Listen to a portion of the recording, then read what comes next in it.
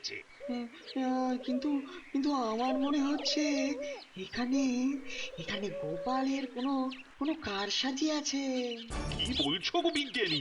দেখুন মহারাজ, আপনি খবর পাঠিয়েছিলেন যে যে কৃষ্ণনগরের সম্মান তাকে বাঁচাতে হবে, হ্যাঁ তাই তো? হ্যাঁ তো। আর আর মন্ত্রী মশাই ওখানে নিজে ময়দানে নামলে ওই ন্যাড়া হয়ে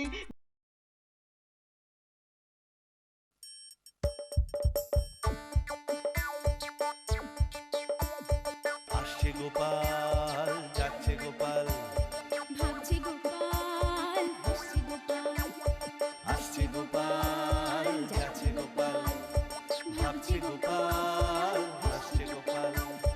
যুগের পরে যুগ কেটে যায়, মানুষ তাকে ভোলে না।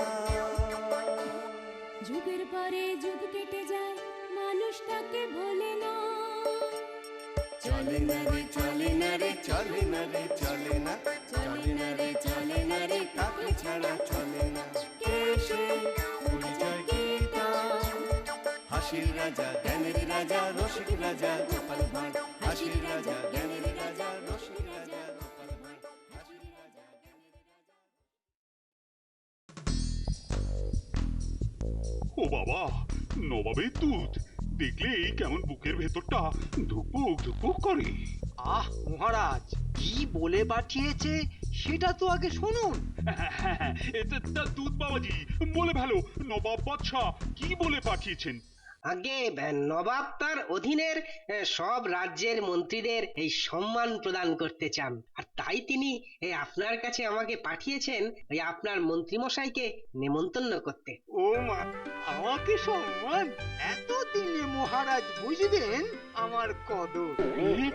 বলো কি গো, আমার মন্ত্রী সে তো কিছুই পারে না, আবার তাকে সম্মান? আহ মহারাজ, বাইরের লোকের সামনে আমার সম্মানহানি করবেন না। আমি পাঠাবো পাঠাবো, নিশ্চয়ই পাঠাবো আমার সভা অলঙ্কৃত করে থাকা মহামান্য মন্ত্রী মশাইকে। আপনি বললেন বটে মহারাজ, তবে আমার কিন্তু মনের ভেতরটা কেমন খচখচ করছে। তা করবে না? সম্মানটা আমি পাচ্ছি কিনা? আহা, সে আপনি পান আর অন্য যে কেউই পাক, সম্মানটা তো কৃষ্ণনগরেরই। কিন্তু আমি ভাবছি, হঠাৎ মন্ত্রীদেরই নবাব বাছলেন কেন এই কাজের জন্য? সেটা অবশ্য মন্দ বলনি গোপাল। তাহলে কি? কোনো তাহলে তাহলে নয় মহারাজ, আপনি তো দুধকে কথা দিয়েই দিলেন যে আমাকে পাঠাচ্ছেন আপনি মুর্শিদাবাদে, তাহলে আবার এখন গোপালের কথায় আমার যাওয়ায় বাদ সাধছেন কেন? আহা, এত রেগে যেও না মন্ত্রী, কথা যখন দিয়েছি তখন তুমি তো যাবেই। কিন্তু আমি ভাবছি যে তোমার সঙ্গে গোপালকেও জুড়ে দেব কিনা। এটা কিন্তু খুব ভালো হবে মহারাজ। ব্যাস, বেটা সেই উড়ে এসে জুড়ে বসলো আমার সঙ্গে। ওহ, তাহলে গোপাল তৈরি হয়ে নাও, তুমিও মন্ত্রীর সঙ্গে মুর্শিদাবাদ যাবে, যাতে কোনো রকম গন্ডগোল সামলে দিতে পারো। যে আজ্ঞে মহারাজ। ওহ, ঢং দেখে বাঁচি না, যত সব।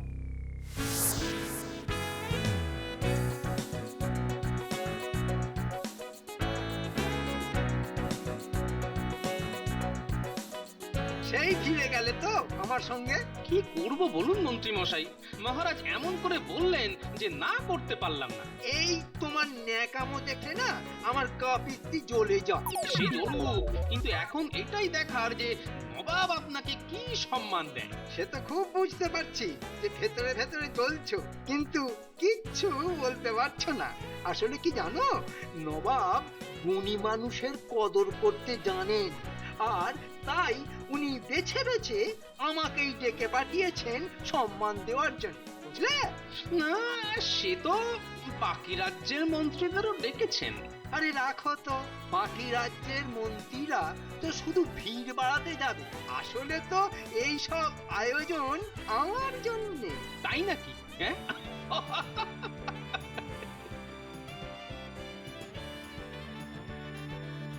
আরে এই উজির, এ তো আরেক সমস্যা হলো।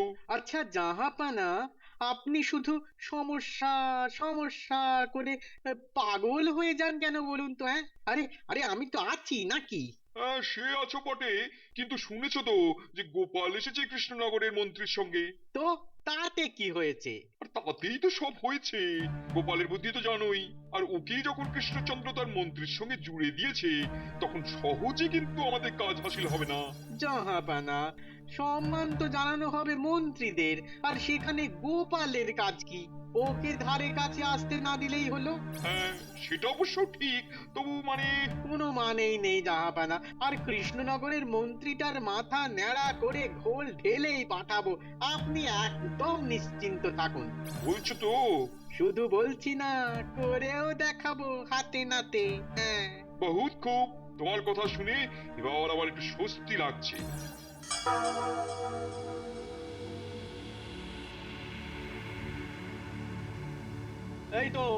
এই তো সব রাজ্যের মন্ত্রীরাই এসে গেছেন দেখছি। হ্যাঁ, বাহ বাহ বাহ।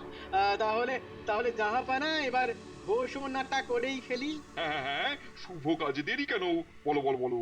আর আর যে আমার তর সইছে না। বাবা, যে সম্মান দেবে তার এত উৎসাহ কেন?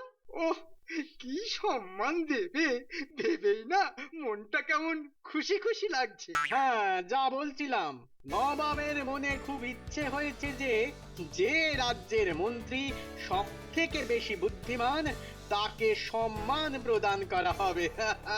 কিন্তু কিন্তু প্রশ্ন হলো যে কোন রাজ্যের মন্ত্রী সব থেকে বুদ্ধিমান সেটা বোঝা যাবে কি করে? সেই তো, এটা তো আগে আমার মাথায় আসেনি। তবে কি আবার কোনো প্রতিযোগিতা হবে নাকি? ভালোই হয়েছে গোপালটা আছে, ব্যাটার বুদ্ধিটা ব্যবহার করা যাবে। কি বলতে চাইছে ঠিক বোঝা যাচ্ছে না তো। তো নবাব বলতে চাইছেন যে যে রাজ্যের মন্ত্রী সব থেকে বুদ্ধিমান তার মাথার চুলের দামও হবে তাহলে সব থেকে বেশি। তাই আপনাদের নিজেদেরকেই আপনাদের মাথার চুলের দাম ঠিক করে বলতে হবে, আর সেটা বলতে হবে খুব গোপন ভাবে। ও বাবা, এই কাজ এ তো আমার কাছে নস্যি। এমন দাম হাঁকবো না। এটা কোনো একটা কাজ হলো? ওহ, ভেতরে ভেতরে যে কি করতে চাইছে কিছুই বোঝা যাচ্ছে না এখনো। আর যে মন্ত্রীবর তার মাথার চুলের দাম সব থেকে বেশি বলবেন তিনি সব থেকে বুদ্ধিমান বলে বিবেচিত হবেন।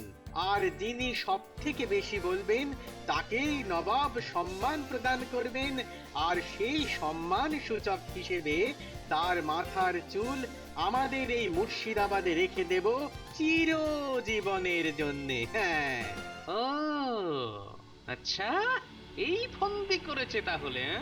তা শুধু মাথা নাড়াই করবে, না আরো কিছু কায়দা করে কৃষ্ণনগরকে হ্যাটা করবে? এই খেয়েছে, এবার কি করব? আমি আমার মাথার দাম সবার থেকেই বেশি বলবো, এটা আমি নিশ্চিত। কিন্তু তারপর মাথার চুল ফেলবো কি করে? তাতে তো ন্যাড়া হয়ে যাব। আবার মাথার চুল না ফেললে তো নবাব আমার মাথাটাই ফেলে দেবেন। কি করবো তাহলে এখন? কিন্তু এ খবর তো মহারাজকে পাঠাতে হবে যেভাবেই হোক।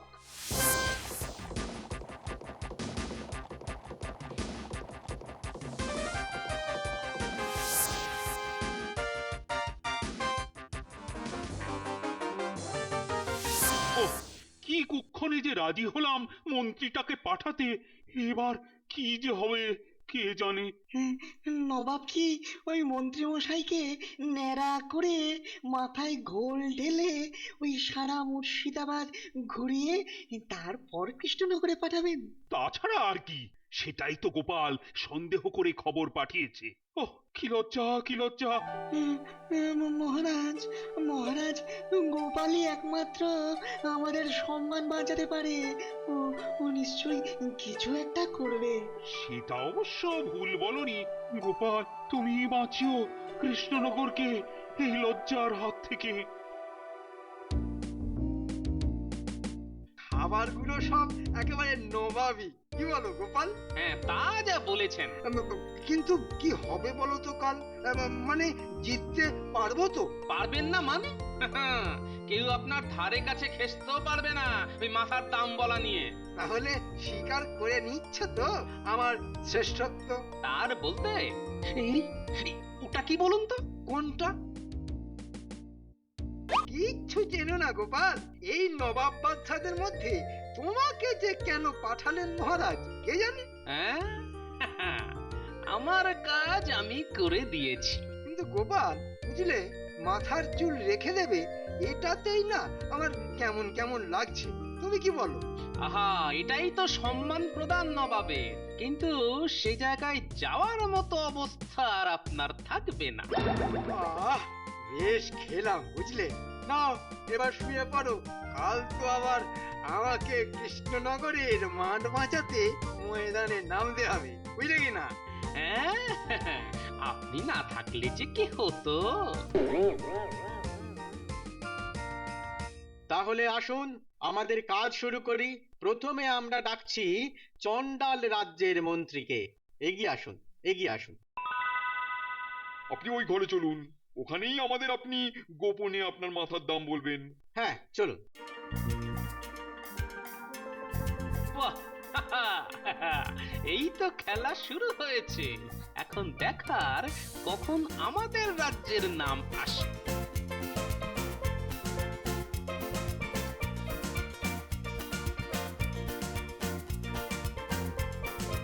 এবার পালা হচ্ছে খাম্বাজ রাজ্যের মন্ত্রী। কোথায় তিনি? এগিয়ে আসুন, এগিয়ে আসুন।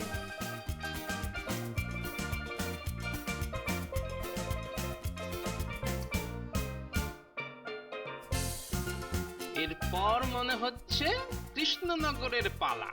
এবার কৃষ্ণনগরের পালা। কিন্তু জাহাপনা, ওই মন্ত্রী মশাইয়ের যে একটু সময় লাগবে। সে কি, কেন? না মানে উনি একটু ব্যস্ত হয়ে পড়েছেন তো ঘরে, তাই আসতে দেরি হচ্ছে। হ্যাঁ, নবাবের ডাক আর মন্ত্রী ব্যস্ত হয়ে পড়েছেন। তবুও যদি একটু সময় দেন তাহলে খুব সুবিধা হয়। কি ব্যাপার বলো তো উজির? ঠিক বুঝতে পারছি না। একটু সময় দিন না জাহাপনা। মানে ওই মন্ত্রী মশাই একটু ভাবাভাবি করছেন তো যে কত দাম বলবেন, তাই একটু সময় নিচ্ছেন। বেশ বেশ, কৃষ্ণনগরের মন্ত্রীকে সবার শেষেই ডাকা হবে। অসংখ্য ধন্যবাদ জাহাপনা। এবার একটু ওদিকে যাই।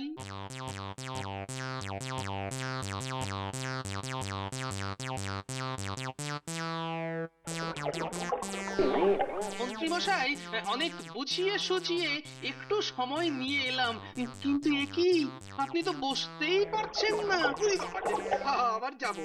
ওরে বাবা রে, আবার যেতে হবে রে বাবা। কি হবে এবার? তাহলে এখন উপায়? কৃষ্ণনগরের সম্মান বলে কথা। গোপাল, আমি পারবো না, একেবারেই পারবো না গো যেতে, একেবারেই পারবো না।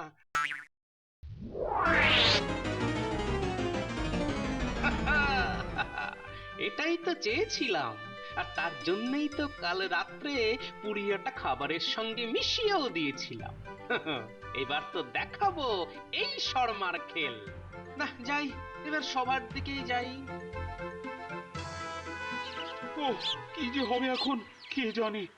কিন্তু কিন্তু মন্ত্রী মশাই এমন পেট খারাপ করলেন কি করে আজকের দিনে? তো করবে না, শুধু খাই খাই। দেখেছে ভালো ভালো খাবার আর ছাড়ে, সব উল্টে পাল্টে খেয়েছে। কিন্তু কিন্তু আমার মনে হচ্ছে এখানে এখানে গোপালের কোনো কোনো কারসাজি আছে। কি বলছো গো বিজ্ঞানী? দেখুন মহারাজ, আপনি খবর পাঠিয়েছিলেন যে যে কৃষ্ণনগরের সম্মান তাকে বাঁচাতে হবে, হ্যাঁ তাই তো? হ্যাঁ তো। আর আর মন্ত্রী মশাই ওখানে নিজে ময়দানে নামলে ওই ন্যাড়া হয়ে মাথায় ঘোল ঢেলে আমাদের রাজ্যের তো ওই মাথা নাক সব একেবারে কেটে নিয়ে আসতে। তাই তাই মনে হচ্ছে ওই গোপালই। বলো কি গো, এসব কি গোপালেরই বুদ্ধি? এই দেখাই দেখাই যাক না কি হয়। হ্যাঁ হ্যাঁ, সেই ভালো সেই ভালো। চিন্তা এত না করে বরং খবর নিয়ে দেখি কি হলো ওখানে। এ বাবা গোপাল, এই যাত্রা আমাদের কৃষ্ণনগরের সকলের মান বাঁচাও। কি হলো? কৃষ্ণনগরের মন্ত্রী কোথায়? কোথায় তিনি? কি হলো বলো তো উজির? মন্ত্রী নেই, কিন্তু গোপালই বা কোথায়? হ্যাঁ, এই যে জাহাপনা, আমি এখানে। এসব কি হচ্ছে গোপাল? হ্যাঁ, তুমি খানিকক্ষণ সময় নিয়ে গেলে, তারপরে তো তোমার মন্ত্রী দেখাই নেই কেন? কি করে পাবেন বলুন তো? উনি শুধু গাড়ু হাতে করে ভেতর আর বাইরে করছেন।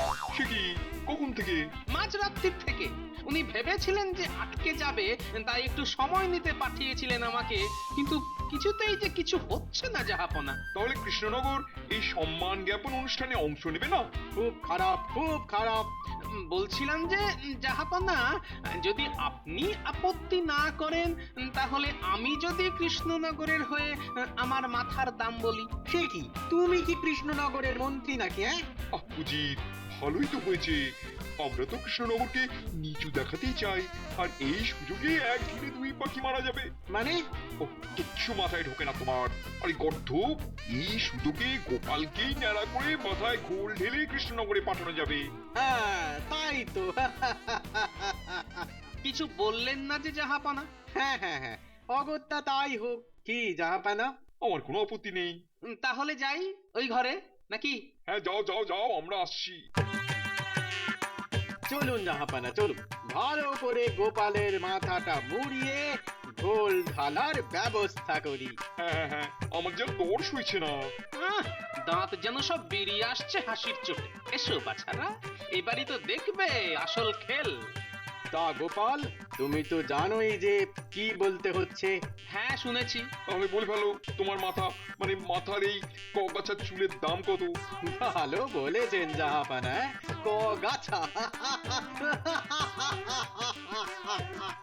আপনি হাসতেই পারেন, কিন্তু জানেন কি যে আমার এই কগাছা চুল যে মাথায় আছে, সেগুলো কত বছর ধরে আছে? কত? 35 বছর।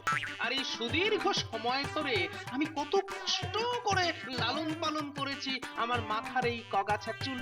তো তাতে কি হয়েছে? তাতেই তো সব হয়েছে জাহাপনা। এই, এত বনিতা না করে দাম বলো, দাম। সেটাই তো বলছি, যে বছরে 100 সোনার মোহর করে ধরলে 35 বছরে আমার এই কগাছা চুলের লালন পালনের খরচ হয়েছে 3500 মোহর। হ্যাঁ, বলো কি? এতেই শেষ নয় উজির মশাই, আরো আছে। আরো? হ্যাঁ। এই উজির, গোপাল বলছে কি গো? জাহাপানা, জাহাপানা রাজি হয়ে যান, কারণ গোপাল আর কৃষ্ণনগর দুটোকেই একসঙ্গে হ্যাটা করার এই সুবর্ণ সুযোগ আর পাবেন না। আর জাহাপনা, আপনি তো জানেন যে আমার এই প্রায় পরিষ্কার মাথা আর তাতে কয়েক গাছা চুল আমার কত বড় পরিচয় বহন করে। হ্যাঁ হ্যাঁ, তাতে কি, তাতে কি? বলছি বলছি, হ্যাঁ, এত তাড়া কিসের? বাহ, তারা আছে না, আমাদের তো ফলাফল ঘোষণা করতে হবে। কি যে বলেন, আপনারা তো ভালোই জানেন যে এত দাম কেউ বলেন, ফলে জিতবো আমি ঠিকই, কিন্তু ব্যাপার হচ্ছে যে আমি তো এখনো পুরো দামটাই বলে উঠতে পারিনি। আরো বাকি আছে? হ্যাঁ, আছেই তো। তো যেটা বলছিলাম, এই চুল কেটে দিলে আবার গজাতে লেগে যাবে আরো 35 বছর, আর সেটা গজাতে খরচ হবে বছরে 200 সোনার মোহর ধরে আরো 7000 মোহর। হ্যাঁ, বলো কি গো গোপাল? এখনো পুরোটা বলিনি জাহাপনা। এখনো বাকি আছে? হ্যাঁ, আছে তো বটেই। বলে ফেলো, বলে ফেলো, আর বাকি না রেখে বলে ফেলো গোপাল। বলছিলাম যে এই চুল কেটে ফেললে আমার যে সম্মানহানি ঘটবে, সেটা রক্ষা করতে পারে একমাত্র নবাবের দেওয়া সোনার মোহর। হ্যাঁ, কিন্তু কত? এই ধরুন না, ওই কত হবে, লাখখানেক। না না না না না, বিন্দু মাত্র নয়। বলছি যে আর কি বলার কিছু দরকার আছে আমার? না, এতেই হবে আমার মাথার দাম। না না না না, আর বলতে হবে না। তাহলে আমি জিতলাম, তাই তো? হ্যাঁ হ্যাঁ, তুমি জিতলে, কিন্তু কোনো কিন্তু নয়, আগে আমার সোনার মোহরগুলো দিন জাহাপনা। কিছু করার নেই জাহাপানা, আপনাকে দিতেই হবে। বেশ দিচ্ছি, কিন্তু তোমাকে যেবার ন্যাড়া হতে হবে গোপাল। আমি জানতাম, কিন্তু সবার সামনেই আমাকে ন্যাড়া করতে হবে জাহাপনা। বটেই তো, বটেই তো। সবার সামনেই তোমাকে ন্যাড়া করে তারপর? আচ্ছা, সেটা তখনই বলবো। কি বলো উজির? হ্যাঁ, হাসো, যত পারো হাসো। শেষ মজাটা তো দেখাবো কালকে।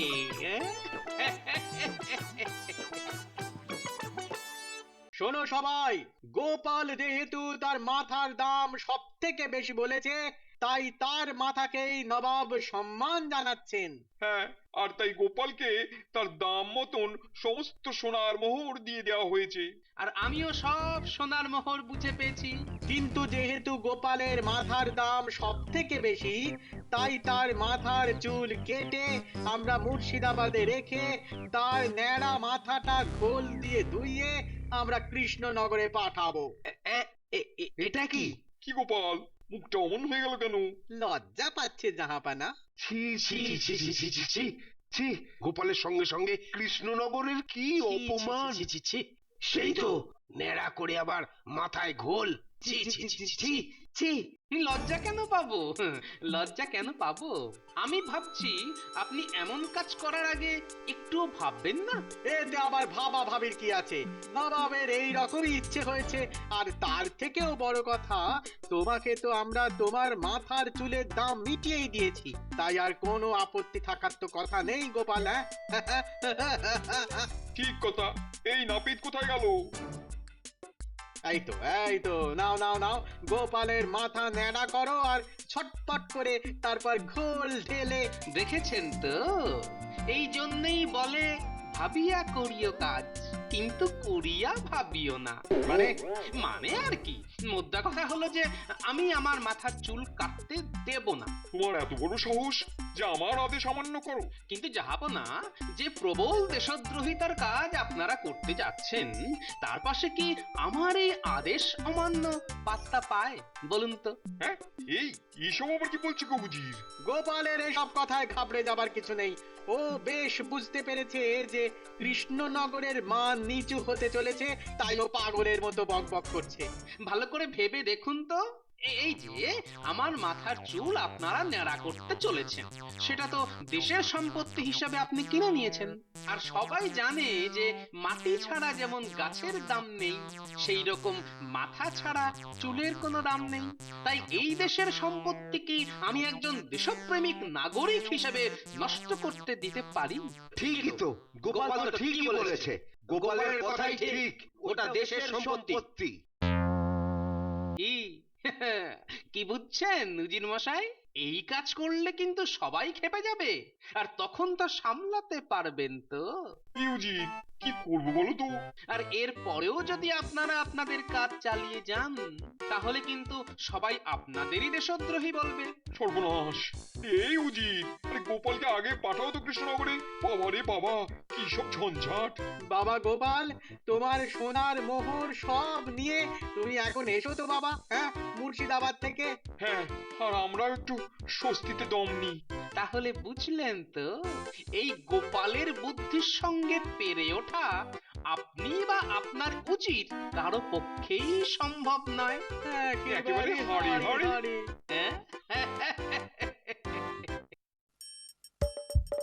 আসছে গোপাল, যাচ্ছে গোপাল, ভাবছে গোপাল, হাসছে গোপাল।